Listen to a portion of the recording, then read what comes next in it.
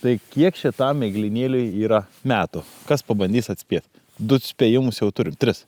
10, 20 ir 40. Atsakymas yra 50. Čia kai vaikų, per filmavimą, žinai, po kiek tą miškų metus? 500.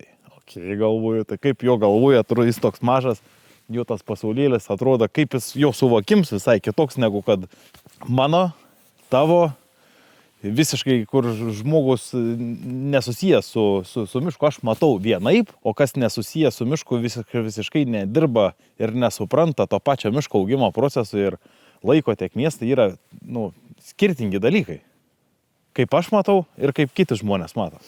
Labai gražus pušynas. Kiek tokių miškų reiktų, kad žmonės vaikščiotų ir kad jų užtektų visiems pasivaikščioti. Dažnai jie eina pasivaikščioti tą mišką. Bet šiaip, kiek kartų, šiaip galėtų rimtai padaryti statistiką.